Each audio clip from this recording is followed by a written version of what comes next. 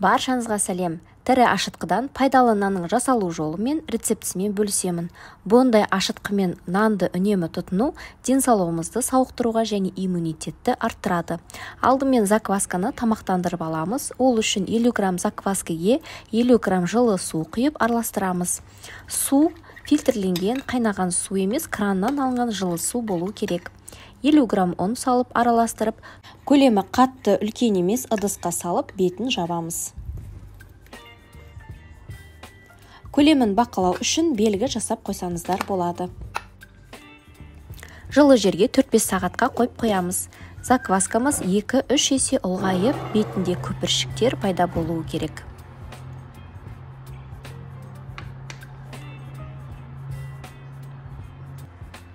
Ыдысқа алынған заквасканы салып, салқын су құямыз. Міндетті түрде осы нанға салқын су болуы керек. Табиғи ашытқымен араластырып, тұз, ұн салып алдымен қасықпен, содан кейін қолымызбен тегіс қамыр илеміз.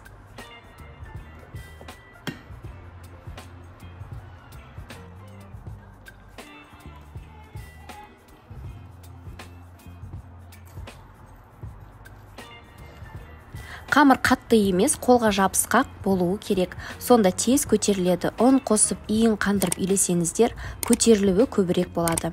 Тестан бетін жауып 40 минутқа қойып қоямыз. Содан кейін обминка жасаймыз, яғни қамырды илеу, ашыту кезінде қамырды қысқа мерзімді араластыру.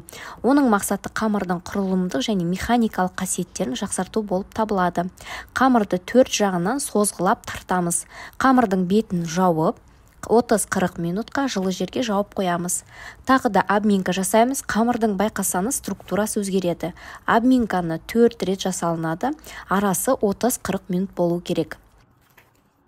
Обминка маңызды процесс, сонда тестаның ішінде көпіршіктер пайда болады. 4-ші обминкадан кейін тоңазытқышқа суық расстойкаға жібереміз. Егер оған уақытыңыз болмаса, бөлме температурасына 2 сағатқа қойсаңыздар болады. Қамырды 2 бөлікке бөліп, пішін жасаймыз. Қамыр қолға жабысқақ болса, ұн сеуіп, видеода көрсетілгендей форма беріп, арнайы формаға саламыз. Егер бұндай формаңыз болмаса, нан салатын корзинаға орамал жауып, бетіне ұн сеуіп, қолдансаңыздар болады. Бетін медициналық шапкамен не болмаса пакетпен жауып, тоңазытқышқа 1 түнге, яғни 12-16 сағатқа қоямыз.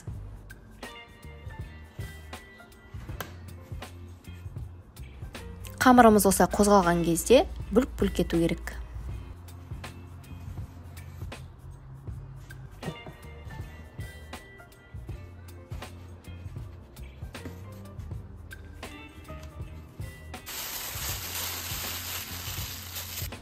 Түнімен тұрған қамырымыз пішінін жоғалтпаған, байқасаңыз қамырымыз көтерілген.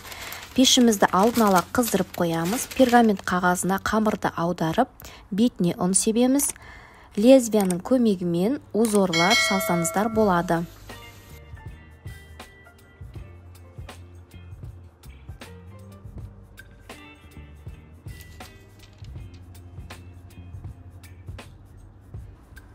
Нанның шапкасы жақсы болу үшін тереңірек тілеміз.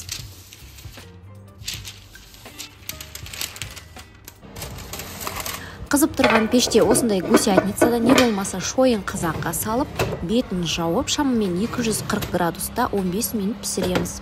Пештің түрі әртүрлі болғандықтан температура өзгеруі мүмкін. 15 минуттан кейін қақпағын алып, температураны түсіріп, 30 минут пісіреміз. Барлығы 45 минутта нан пісуі керек. Басында нанның беті тас сияқты қатты болады. Орамалмен жауып, суытып аламыз. Подовый нанның екінші пісіру әдісі противенге салып, бетін табамен не болмаса қазанмен жауып, 15 минут пісіріп аламыз. 15 минуттан кейін қазанды алып тастап, 30 минут пісіреміз. Барлығы 45 минут болуы керек. Жоғары температураның арқасында нанның қыртысы қытырлақ, қош иісті, өте дәмді, табиғи бактерияларға бай. Міндетті түрде жасап көріңіздер. Жасалу жолы ұзақ болғанымен сіздің көп уақытыңызды алмайды. Сұрақтарыңыз болса, комментарийға жазып, ұнаса лайк басып, маған тіркелуді ұмытпаңыздар. Сіздермен бірге болған Айгерім.